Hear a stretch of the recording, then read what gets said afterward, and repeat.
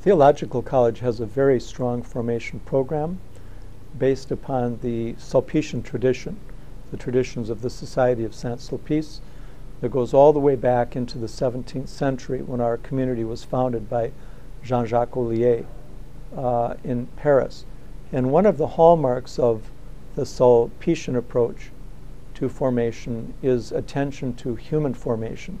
to good, solid human formation. In other words, what are all of the things that go into making a healthy and a strong and a well-integrated person humanly, just as a human being? We've always believed, and I believe very firmly, that the spiritual life is built upon the life of the natural human being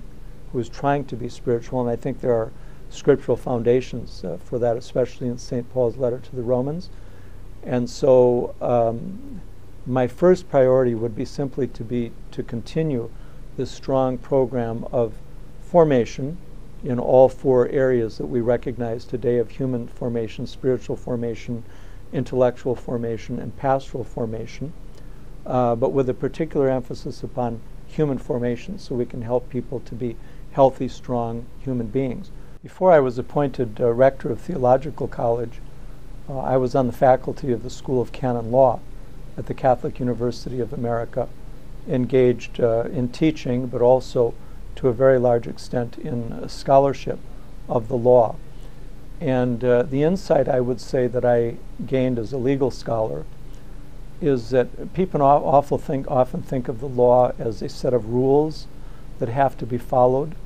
but the law is much more than that. In fact, that's not the most important thing about the law at all, but rather the law is the accumulation of the wisdom of the ages, so to speak, of stated in succinct rules to guide us, but it's based upon what we've learned about what has not been done well in the past, and also building upon the things that we've learned to do very well in the past and make it even better. So that the most important function of the law is to help us to arrive at good judgments in the present, not simply to know rules that we have to follow. That's not the most important thing at all. And so that informs the way that I try to teach and to form seminarians and to interact with others, to use the tools that we have, such as the law and other sources, to really reflect upon how well have we lived the gospel in the past, how well have we helped the community to be well ordered and to fulfill its functions well in the past, to look upon that and reflect upon it, and not arrive at our judgments too easily or too quickly, but to reflect profoundly and rely upon that wisdom of the ages that's available to us through the law on the one hand, but even more so through the whole teaching of the Church on the other hand. Then the experience that I bring as a civil attorney, I would say the greatest insight, one of the greatest insights that gave me, is that things are not always what they appear to be. And so it is important to give people the benefit of the doubt, to assume good faith on the part of other people, but it's always often important as well to trust but verify, as they say, to be willing to look a little bit deeper, both to understand the fullness of the situation that you're addressing, but also to understand that in some situations people or circumstances are misleading. And so to get to the truth, it's very important to be willing to pursue down that line and not just let go too soon, or assume or be naive about factual situations. And that's of course important in seminary formation for the work that we do, to assure that we really know the men that we're recommending for orders very well, and also the circumstances that are being dealt with. The other thing I think that I gained importantly from civil law is that the gift of persuasion, the ability to persuade people, is very powerful. And it also places a great deal of power in the hands of the person who has that gift, because we can persuade people towards the truth and towards what is good, but it's also possible to mislead people in another direction. And I'm afraid with some of the confusion of values in the world that we live in today, it makes it a little bit too easy for people in professional positions, particularly like lawyers, to use the power of persuasion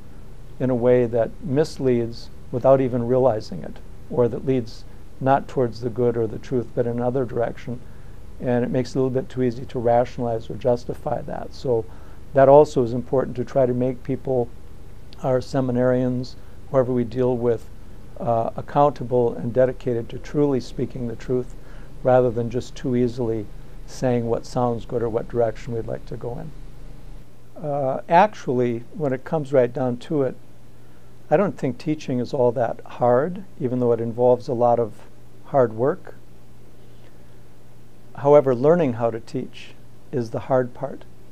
because it's so important to try to communicate to others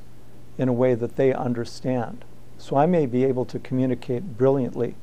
as a scholar or a speaker, but that doesn't mean that I'm really helping people to understand what I'm saying. And so the great quality of a teacher is to be very attentive to whether their students are, quote, getting it. And if the students aren't getting it, then to be able to be willing to engage in a lot of reflection about how can I really communicate effectively what I'm trying to get across to my students. And that is true as well of preaching from the pulpit. There's a political consultant who's very good on communication issues named Frank Luntz, who said it's very important always to remember that it's not what you say that counts, it's what people hear. And so as a teacher and a preacher or any kind of a communicator, it's very important to enter into the world of your audience. And every generation changes a little bit, especially in terms of communication. So to learn how to communicate what you want to say, but in ways that are going to be understood the way you want it to be understood by the people that you're talking to. As a pastor, which I consider to be the most important experience that I've had that will help me in this role or anything I might ever do as a priest, the most important insight that I gained as a pastor is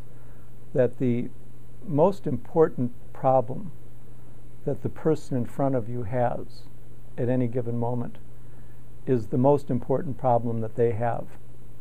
in their life at that moment. So that whatever my problems or my issues or my anxieties might be, the important thing is the issue that someone has asked me to help them to address. And so it's important to be very patient in order to try to help people with whatever it was that caused them to ask me for my assistance as a priest, and to be able to distance myself from whatever is preying on my mind, so I can be patient and helpful with what their issue is, because as pastors we're here to serve, not to have other people serve us in our needs. We can go to other people who may have expertise to help us with that, but as a pastor and as a priest, foremost in our mind should always be, how can I help the person that's right in front of me? And that's what I'd hope to pass on to the students in the seminary as they're formed to become pastors. I don't have any particular changes in mind in our seminary program because we have such a strong program. What I would like to contribute to is something that's already taking place in the church, and that is somewhat of a change of, let's call it clerical culture for a better, lack of a better expression, or the culture of priests. It's important for us, many well-intentioned priests in the past as part of the culture that they lived in with their brother priests were a little bit too willing, in fact sometimes a lot too willing, to look the other way when there were things happening that should have raised red flags. And so I would like to contribute to helping young men realize that we have to change that culture. We can't look the other way anymore when there are reasons to believe that there should be concerns about something.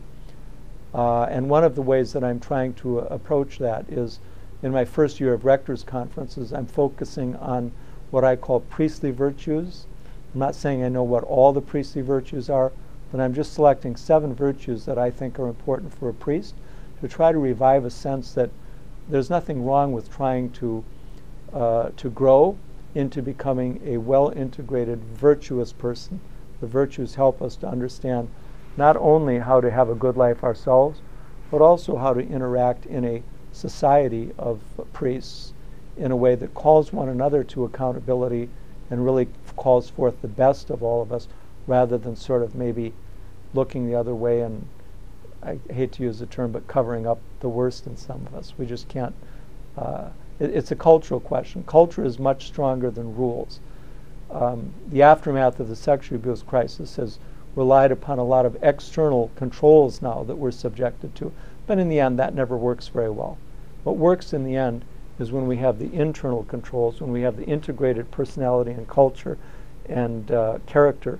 that allows us to know what appropriate boundaries are, how to interact with people given our state of life, and then to do so in a way that allows Christ to shine through and the gospel to come alive in our world.